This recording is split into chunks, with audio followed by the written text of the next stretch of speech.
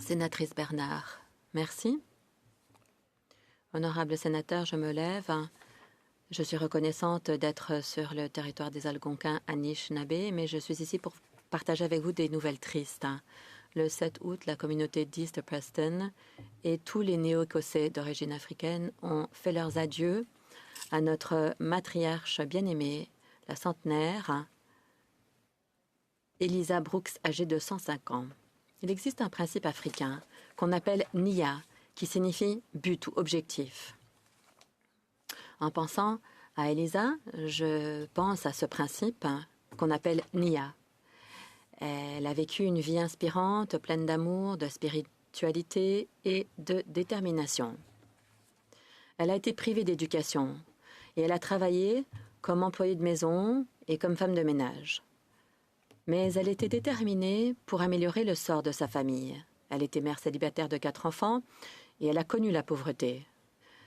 À maintes reprises, ils ont dû manger du gruau 3 fois par jour, sans lait, sans sucre, sans mélasse. Et personne n'avait le droit de se plaindre.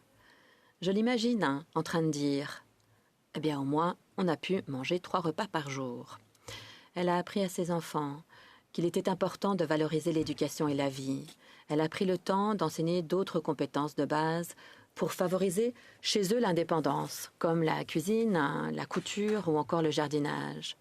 Elisa a été profondément spirituelle.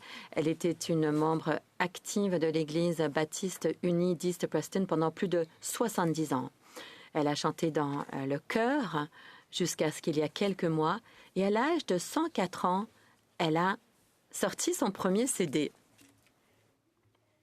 Felicia Chandler de CBC Information Morning à Halifax l'a interviewée lors de son anniversaire, lorsqu'elle a fêté ses 105 ans. Lorsqu'on lui a demandé quel était le secret de sa longue vie, elle a répondu que chaque jour, elle sortait pour faire une promenade et ensuite, elle s'attelait à ses tâches ménagères pour ensuite prendre une tasse de thé. Moi, je suis inspirée par elle.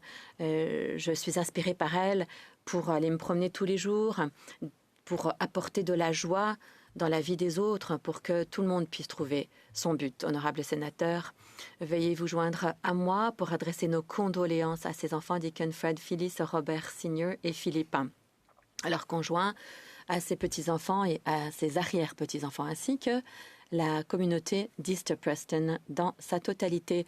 Repose en paix, Eliza Victoria Brooks. Tu l'as certainement mérité. Asante. Merci.